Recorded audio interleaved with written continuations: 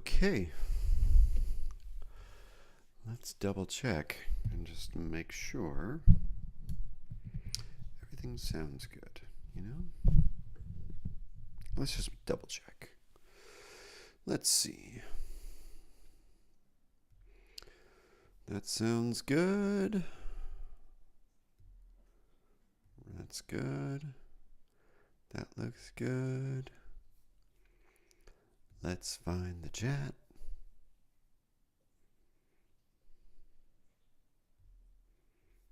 There we go. That looks good. Okay. Okay, let's make sure this is good. Okay, that's good. It's there. I think we're ready. I think we're rocking, and I think we're also very close to rolling. So let me just share this on ye old Twitter, and after things are appropriately shared, then I will get the show on the road just a smidgen early. Okay. Let's get there.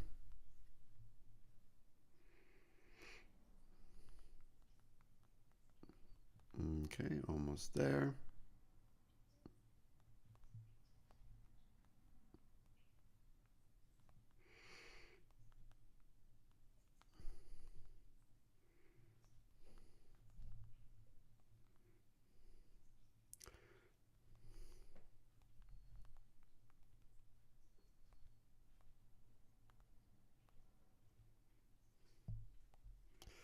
Here we go. And I think that'll do it. That'll do it. I think we're currently live, and I think we're currently posted on Twitter, which means all the folks can come join and chat and have a good time. So we're going to go ahead and get ripping and have a good time. So good afternoon, good evening, whoever you are, wherever you are. I am technically Dr. Patrick Lockwood. I am a psychologist here in the state of California. And for the purposes of this podcast, which is just entertainment, I'm just Patrick. And so the purpose of UnShrink Me, my weekly podcast, is just to talk about everything in mental health, talk about the good, the bad, and the ugly, and hopefully, if everything goes well, get enough people engaged such that we can have real conversations about real topics in real time.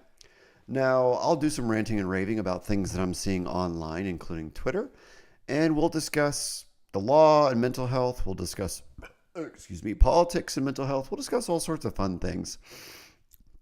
And we'll discuss pro-mental health takes, anti-mental health takes, everything fun like that.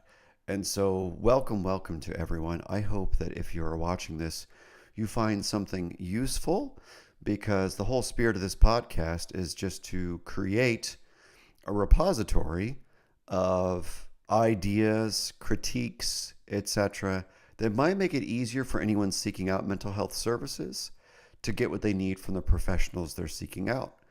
Because my big problem that I've seen as a psychologist, both in my industry and outside of it, is a lot of people believe in a bunch of pseudoscience and garbage. And a lot of people think they're gurus. And a lot of people think that they're special and all this stuff. And I have all sorts of grace for people being unwell in this profession, because most people are to some degree. But, some people are sick enough, and some people are guru enough that they actually, I believe, are not helping the cause of clinical psychology and mental health. So that is why I do this. I am not NOT sponsored by Celsius, but this shit is great. So here we go. I just ran almost 10 miles. So I'm a tad tired. Excuse me, forgive me if this is a little lower energy today, because I'm a little tired, but we're going to make it happen. And maybe by the end of it, I'll be tweaked up enough on Celsius that something fun will happen. So we have a lot of fun stuff to talk about today. We'll see how it goes, obviously.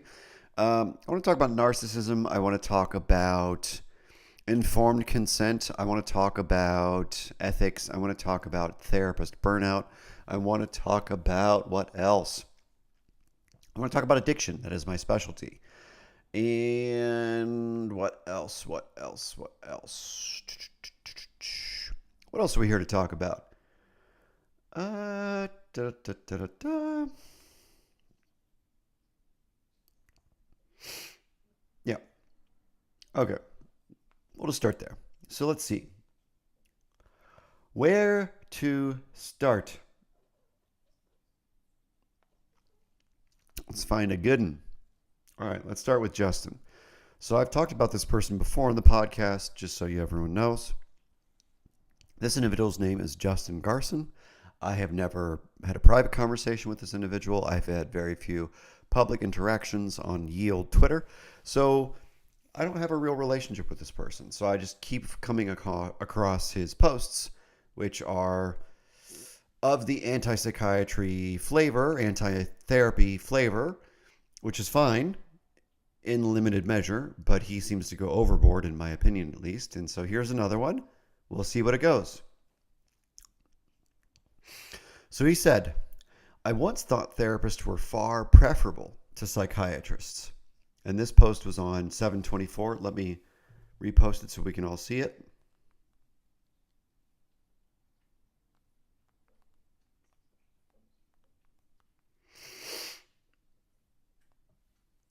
Okie dokie. So he said, I once thought therapists were far preferable to psychiatrists.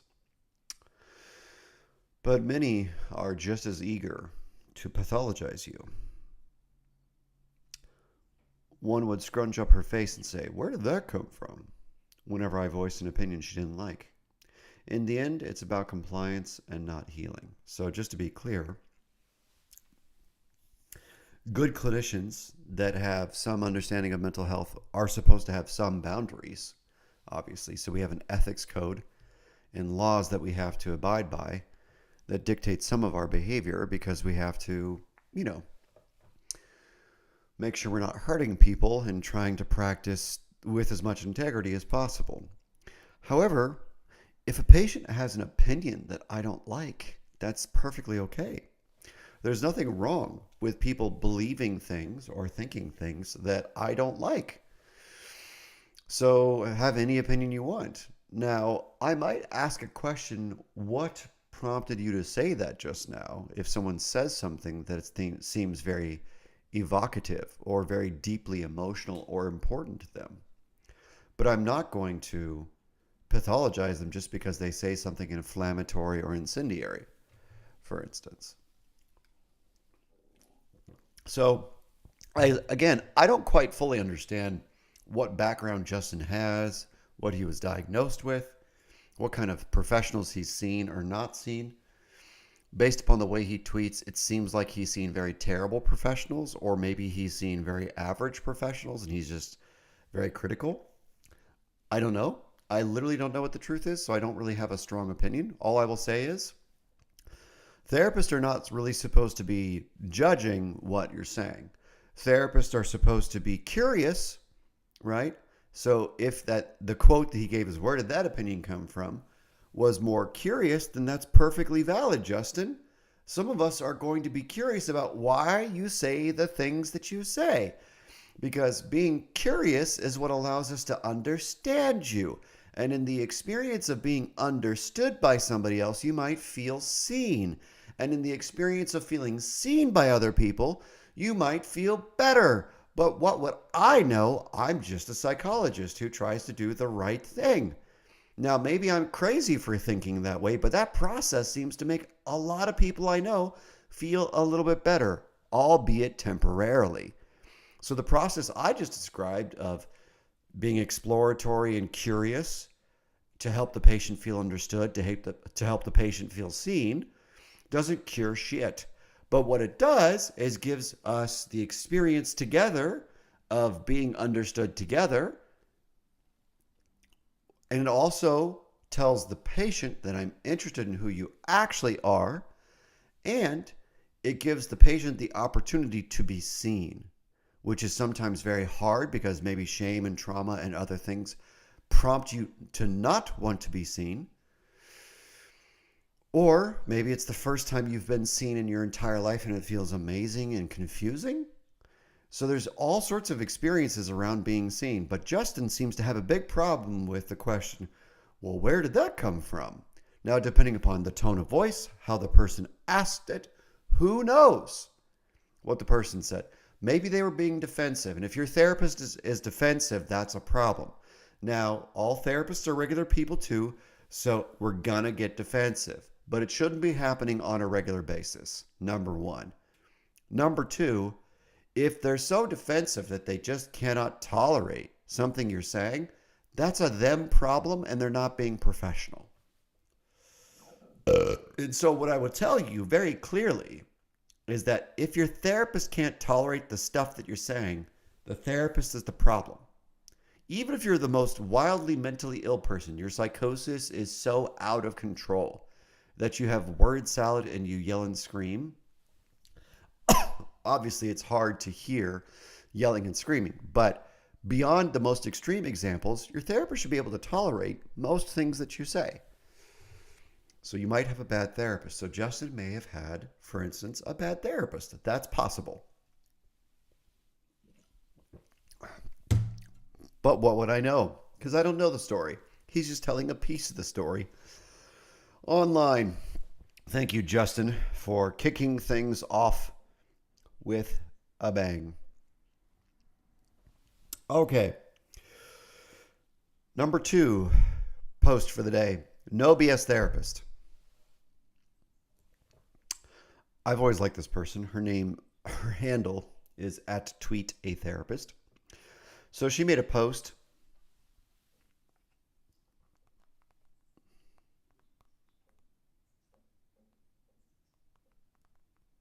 about 6 days ago. And the post went like this. Someone's therapist knows all about how fucked up your workplace is. That's what she said. I did a repost of it, I think the same day, and I said, someone's therapist knows how much you are loved.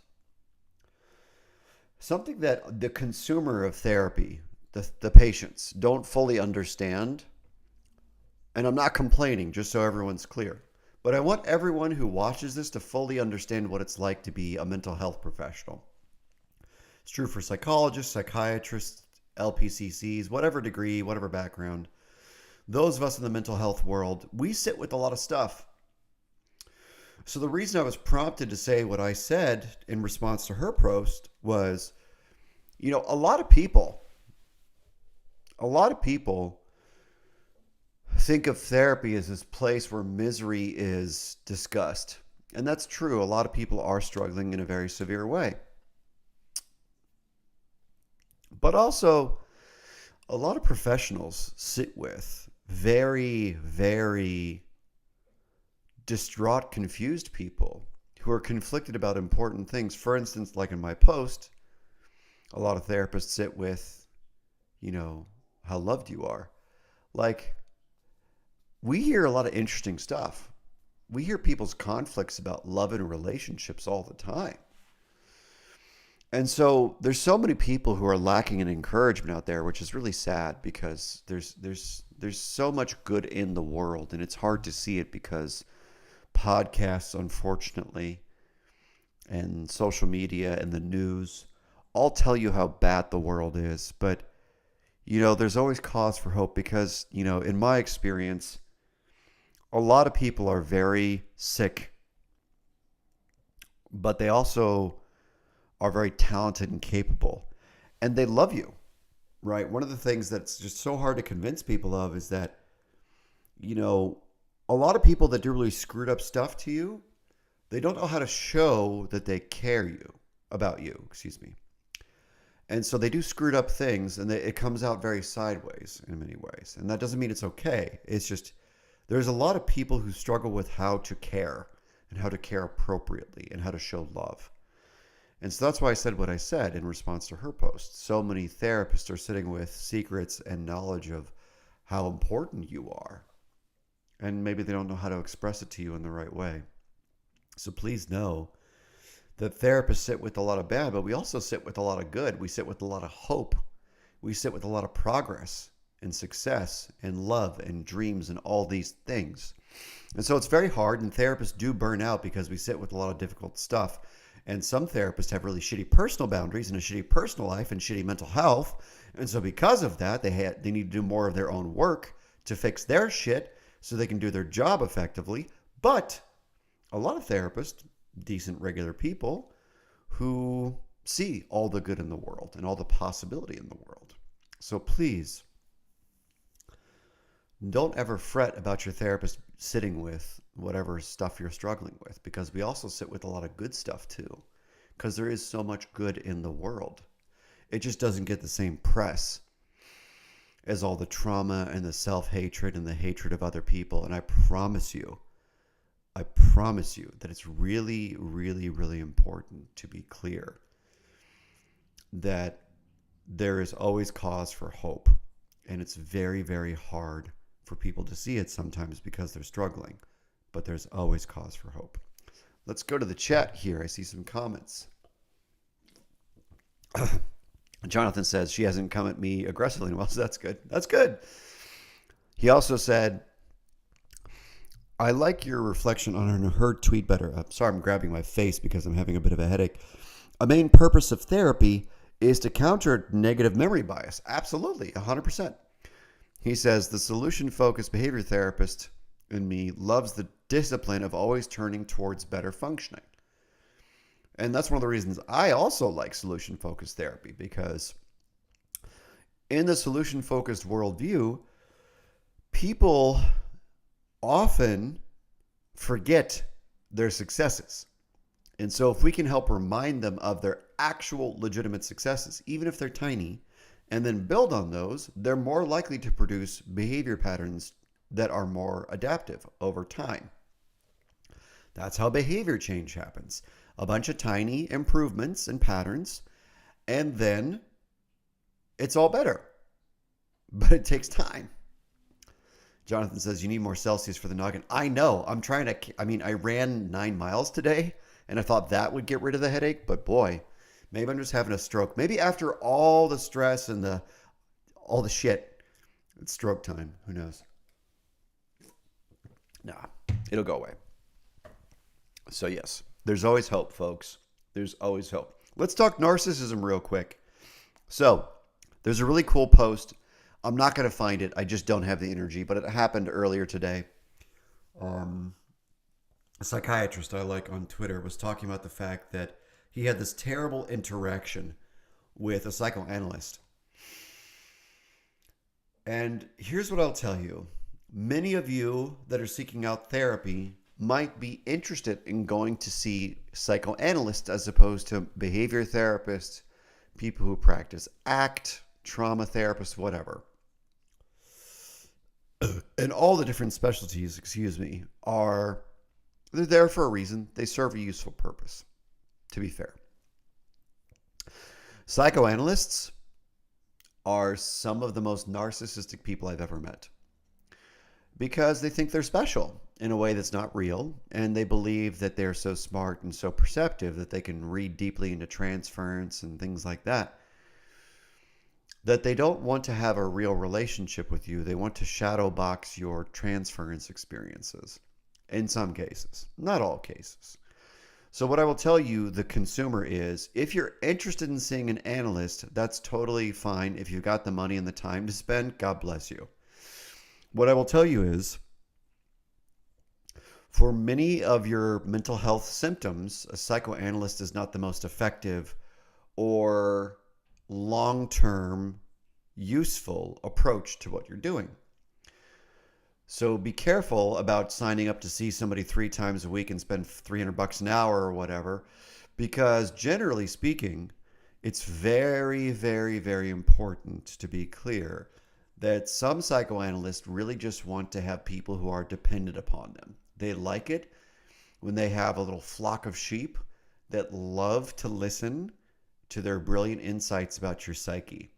Now, all therapists like that to some degree, but analysts in particular really get off on, or many analysts, not all, many analysts really get off on having people who are literally dependent upon them. And so be very careful about the analyst you choose, should you choose one. Spencer says, framing is important. With every negative complaint, criticism, or problem, there exists an implicit positive wish or desire. Absolutely agree. Framing is everything. In fact, one of the most effective cognitive therapy skills is called reframing.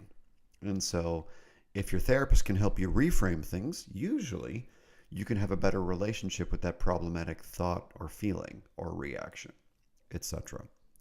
So just a real quick piece on narcissism and psychoanalysts. I don't have a general problem with analysts. I just think that many of them have their own dependency needs that they don't understand and their own narcissistic injuries that they're enacting with their patients. So all of that is much more kind of shop talk that most of you won't fully understand, but just be aware of the people who want you to be dependent upon them, because they probably have some narcissistic fantasies that they're not fully aware of, just so we're clear. Omnipotence, specialness, all these fun things. Okie dokie. I think this is an older post. Fuck it. I'm not going to talk about that. This is going to be one of those fuck it episodes because I'm a little tired and I have a headache because I ran and my headache hasn't gone away. Dr. James Davies. Talked about him last week. Going to talk about him again because why the heck not?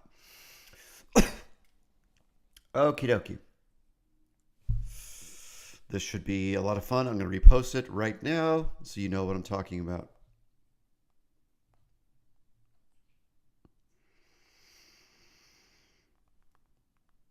Okay. Alrighty.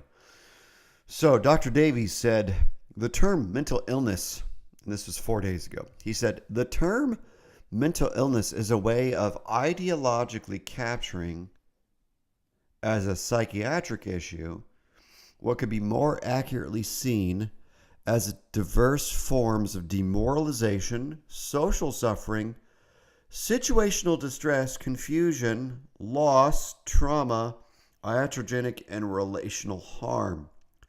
The term mental illness is a smokescreen.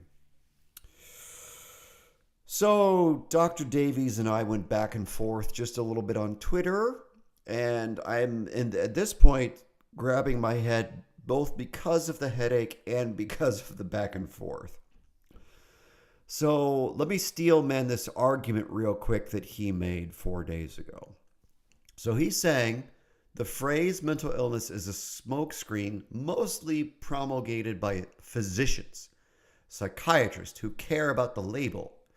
Because in the medical model, you have to diagnose known things to treat known things, specific unitary phenomenon called mental illnesses. And so here's what I will tell everyone.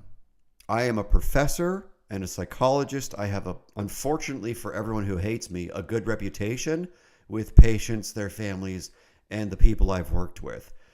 And so you might not like my Twitter behavior, you might not like my YouTube behavior, whatever. But here's the truth. I actually know what I'm talking about, believe it or not. And so here's the truth about this phrase, mental illness.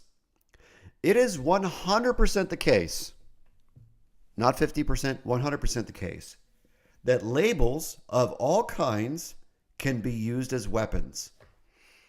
It's very often the case that the corporate greedy assholes in medicine, which is not all doctors and pharmaceutical people, but there's a certain subsection of medical providers, pharmaceutical companies that are just disgusting creatures who only want profit and only care about their authority and don't care about patients.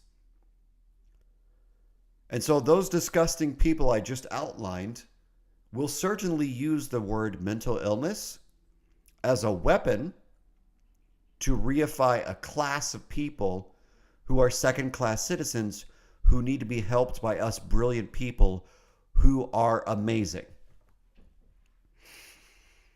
That's that narcissism thing I was just talking about. So, to Dr. Davies' point, I completely agree. There are networks of people, both individuals and institutions, like medicine, like pharma, who care about the phrase mental illness to use it as a weapon to pathologize people and to stigmatize people and to keep people sick and to keep them second-class citizens, to make money and to maintain power. I agree that that happens. I really do. I don't think it's a fantasy or a conspiracy. I completely agree that it happens. Greed and corruption controls many institutions, unfortunately. So I agree with some of the sentiment of what Dr. Davies is saying. But let me also disagree in as good a faith way as possible. If you think that the phrase bipolar disorder or schizophrenia or narcissistic personality disorder or borderline personality disorder only serves the purpose of stigmatizing, demoralizing, and creating a second-class citizen of sorts because of their illness, and aren't even real categories, like he said, his tweet said literally that really the best way of looking at mental illness is these are people that are just demoralized, socially suffering, situationally distressed, confused, experiencing trauma or iatrogenic harm. Like, let me be clear to everyone that I wish the people that I've worked with who had bipolar 1 as a disorder or schizophrenia, you could just do trauma therapy with them or teach them social skills and they would magically be better. I really do. I would love it. 100%. I would 100% love it if I could just be a really good therapist and talk to people and heal their social confusion, like he said, or help them become more socially presentable, or develop assertiveness skills, or heal their trauma, or whatever it is. I would love to be so smart and so good at therapy and such a good relationship creator that their schizophrenia would just disappear. I really would. I would love for their hallucinations to disappear because I'm so good at therapy and teaching them how to breathe and exercise and eat right. However, it has unfortunately been my experience that there's no amount of trying to be kind and compassionate to people and do EMDR or some shit with people who are floridly psychotic. You cannot take someone whose bipolar 1 symptoms, which include grandiosity, flight of ideas, pressured speech, chronic and unmanageable impulsivity, which are very dangerous, by the way, especially together, these 4 things in combination, extremely dangerous, life-threatening. They'll use drugs and potentially die, get in a car accident, whatever. And so what I will tell Dr. Davies and everybody else is if I could therapize away bipolar 1, I would. I tried and I failed. I have this very important case study that I worked with, whose family I think appreciates me because I tried so hard to help their son, who's a good guy, by the way. He's not an evil person. He's not he's not sick in a moral way. He just has bipolar 1. And because of his illness, he engages in all this self-destructive behavior and isn't able to maintain relationships and maintain work. And there's no amount of me having a good relationship with him that fixed the impulsivity, the grandiosity, and when he started to use drugs, the psychosis. You cannot therapy away psychosis. They tried and it failed. So for everyone who thinks like Dr. Davies, if you're very skeptical of psychiatry, which is fine, or if you're skeptical of therapy, which is totally fine, let me explain this as clearly to you as possible. People with PTSD, people with real bipolar, people with real personality disorders, people with real schizophrenia, There is no amount of psychoanalysis, EMDR, coaching, exercise, sleep that will just magically get rid of those hallucinations, the grandiosity, the intense lack of a self-concept and borderline personality disorder. None of that is fixed by just being more therapeutic. I promise you, I would love it if that were the case. Some of these people, unfortunately, are genuinely mentally ill. And the label mental illness is perfect. No differently than the label diabetes is perfect. No differently than the label cancer is perfect. It's a medical condition. And unfortunately, in some of these cases, meds are the best choice for these severely impaired people. Now, if their impairment is more mild, maybe, just maybe, meds aren't the most important thing, but it depends. It's an it depends thing. But the way these people talk, these anti-psychiatry people talk, it's like there's no such thing as mental illness and meds are never useful. And I wish that were true. I've worked in psych hospitals. There's no amount of me being nice to people that made them better.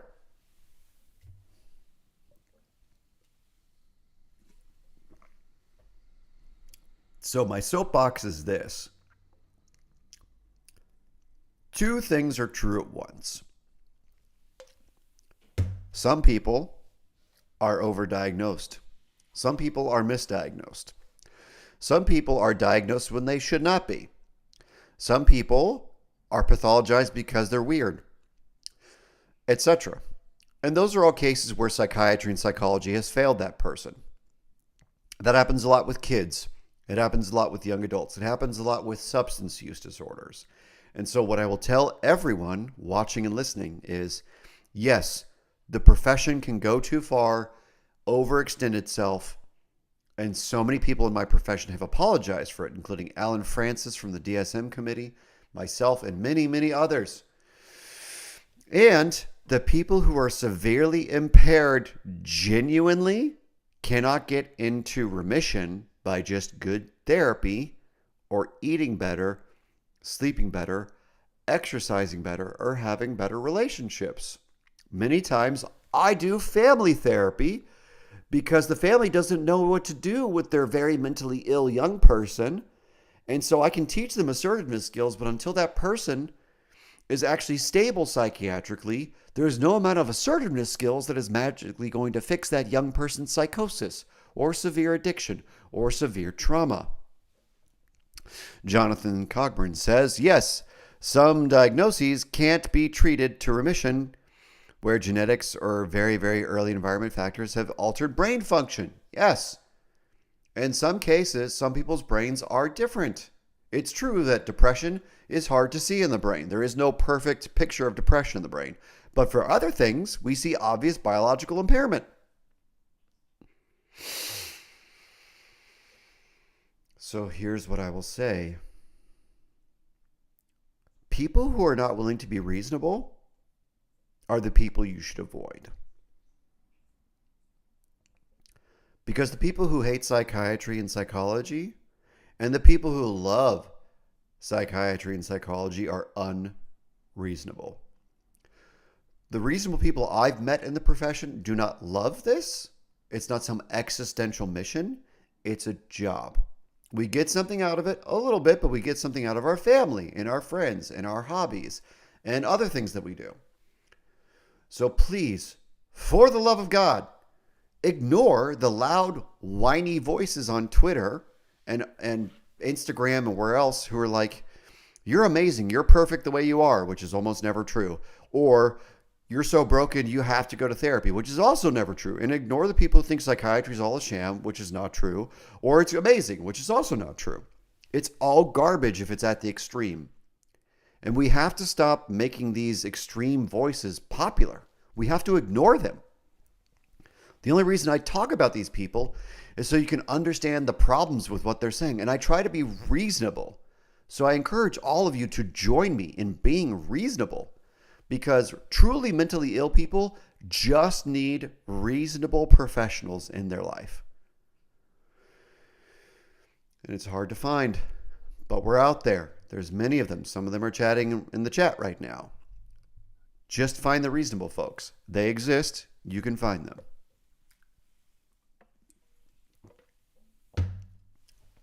Okay.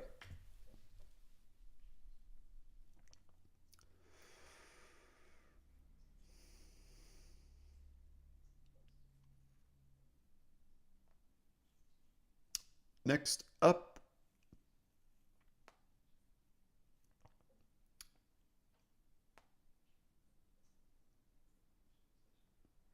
Let's talk addiction. This is my technical specialty in real life. So No BS Therapist put out this post, which I really like, and I'd like to clarify and add on to.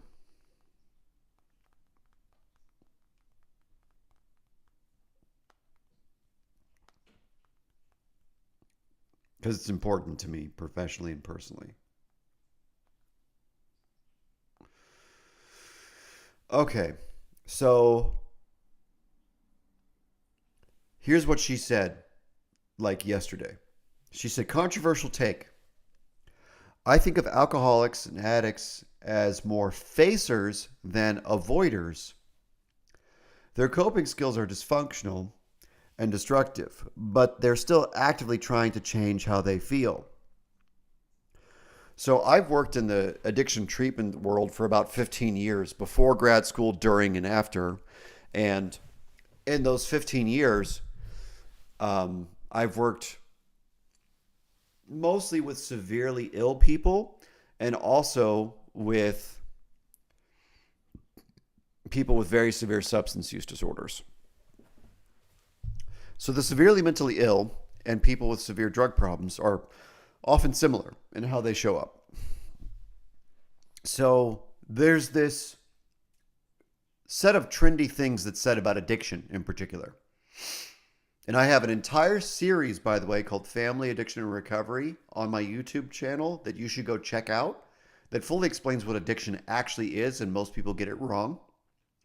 So please go check out that series, Family Addiction and Recovery, where I explain exactly what addiction actually is.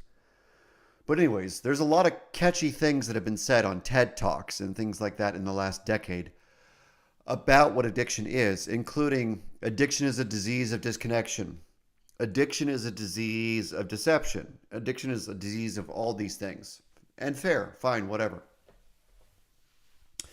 So a lot of people summarize addiction as pathological avoidance of feelings. And No BS Therapist here is saying, actually, these people are trying to face their feelings, and they're doing it very pathologically. They're not trying to avoid them. So again, I really strongly encourage all of you who are listening and watching, who want to know more about addiction, to go check out my Family Addiction and Recovery series, because there's a lot to say about what addiction actually is and is not from the point of view of George Koob in the brain and Jaak Panksepp and all these brilliant researchers, neuroscientists, Nora Volkow from the NIDA. There's literally so much to say. There's also like psychodynamic things to say, like Keith Flores, addiction as an attachment disorder. There's literally so much to say. I don't have enough time today. But here's the truth about addiction. People with addiction are not just problematically coping. If that is how you simplify it in your brain, you're missing important components of addiction. So once you understand the brain in addiction specifically, parts of the brain that get hijacked, like there's this part of your brain behind your right eye, if you've never heard of it, called your right orbital frontal cortex. So this part of your brain is important for about a dozen things. One of the things that it does, though, is so-called reward valuation. So what that means in layman's terms, generally, is it's important in sending a giant dopamine burst when you're looking at, when you're paying attention to something that you think is meaningful or useful. And so you put people with an addiction into an fMRI, and their right orbital frontal cortex will light up like a Christmas tree if they're staring at their drug of choice. No differently than if they're staring at a really hot, attractive person, a parent or a loved one, a spouse. etc. In fact, in some cases, it'll light up brighter for the drugs than for those so-called natural reinforcers, like people that matter to you. So what does that mean? That means that addiction, P-A-R-T, part of addiction is it's a disease that involves learning to value things that are terrible for you at a greater level of reward than things that are actually good for you.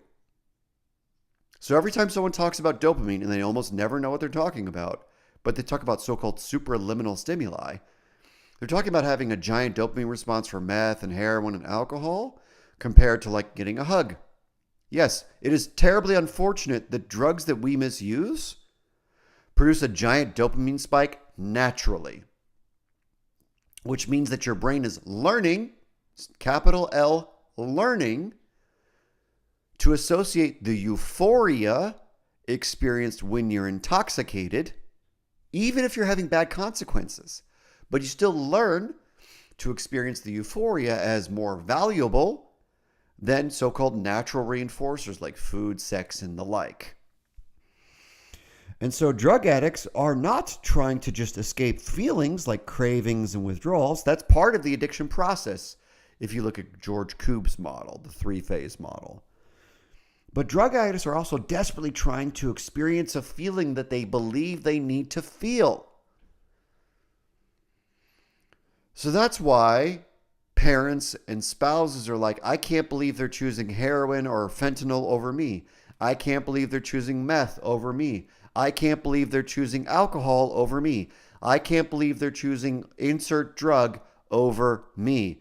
And all I have to tell you is, that's not under the person's conscious control. If that person truly is a drug addict, not just a substance misuser, but if they've reached this severe end, like the top 1%, where they're actually legitimately diagnosable with addiction, even though it's not a diagnosis, don't fire me. But if they're actually technically addicts, then their brain has learned to value this terrible thing, this poison, which is alcohol or meth or whatever, at 100 to 1500 fold the rate of a natural reinforcer like a hug, a significant romantic relationship, or whatever it is. Because those substances are more reinforcing than natural reinforcers. Bigger dopamine spikes than normal things that are good for us. So it's not your fault that you're not a good enough mom or dad or spouse or fuck buddy or whatever. You can't compete with meth. Meth is 1,500 times more reinforcing than a hug.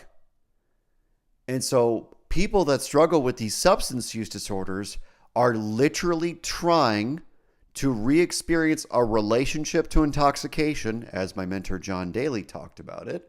Rest in peace, John. I love you and miss you terribly. But like, these people literally have a pathological relationship to intoxication. And so part of the problem is withdrawals. And so they're coping with terrible like distress from withdrawals and things like that. But they're also grieving and they're missing this relationship to euphoria. But they also want to feel a certain type of way, because most of us, our natural highs are food and sex and running and love and all these things, which are like right here. But when meth and other things like that put the ceiling up here neurologically, your brain's going to, hedonic treadmill, going to learn that this is normal up here. And that is not something you consciously want or control. That is what your brain adapts to. Just like your liver, if you're an alcoholic and you've been drinking a crap ton of alcohol for 10 years or 20 years or 40 years, crap ton is a scientific metric, by the way. But if you've been drinking way too much for too long, your liver literally has started to accommodate to how much you're drinking to keep you alive.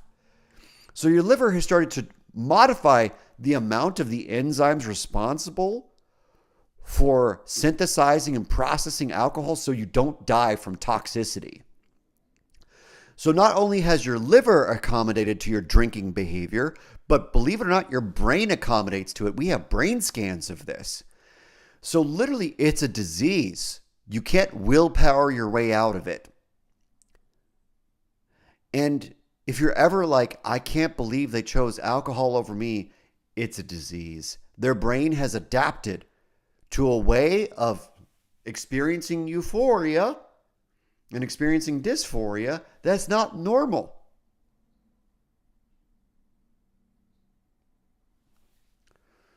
So what I will tell everybody, that I believe No BS Therapist is correct. It's genuinely the case that people that genuinely have an actual addiction, they have a brain disease, which means their ability to experience normal euphoria and normal dysphoria is not the same. Okay? It's literally not the same. It's like I'm not even going to go into comparisons. Watch my YouTube series on family addiction recovery. I'll explain it there intensely. Let's go to the chat because I see lots of cool stuff is happening. Ryan Rogers says, is that a metric crap ton? No, metric system. Fuck that. I'm from the United States of America. America first. Whatever. I don't know. No, this is a standard unit, not a metric unit, Ryan. How dare you? How dare you, sir? Mountain Girl says, years and years of neurological connections around that drug. Yes, addiction is also a disease of memory, and no one talks about the memory piece of it, but I do in the Family Addiction Recovery series. Go check it out. Mountain Girl says, when I saw a whiskey shot, I felt the stacked up rush of all those moments. Yes, that's euphoric recall. It's a memory disorder. It's a euphoria disorder. It's also a dysphoria disorder, but it's a euphoria disorder. Yes. 8 years. 8 years sober? Fuck yeah. Proud of you. 8 years. Keep at it. Keep giving back. I love it. So, unfortunately, I think I'm currently spent. As much as I would like to continue this, my headache is out of control. I probably should have just canceled for today. But I wanted to get some material out there because, there's some cool stuff cooking. People always say interesting things. So, yes, mental illness is real. Yes, sometimes people are overdiagnosed. Yes, sometimes psychoanalysts are full of themselves. Be on the lookout. So as always, I like to end these podcasts with a dad joke of sorts. And so I'm going to end a little bit early, only 45 minutes. I'm going to do a psychoanalytic session, only 45 minutes today. So here's today's dad joke. I once had this patient who told me straight up that they were terrified of ramps, R-A-M-P-S. And I had never heard this in my life before. And I was automatically very curious, why would you be afraid of ramps? What happened? Were you traumatized? Did you fall off of a ramp? What happened? Is it handicapped people? Are you, stigmatized? Don't like handicapped people? What is it exactly? Patient's like, no, nothing bad ever happened. I can't stand ramps.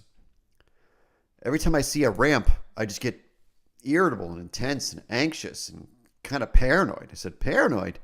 You get paranoid because you see a ramp? And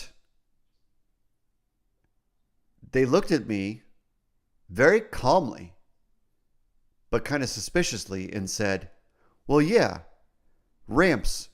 These ramps are always up to something.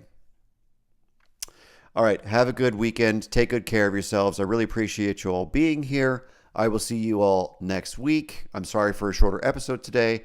Please like, share, and subscribe. I hope this was helpful. Catch you all soon. Take good care of yourselves.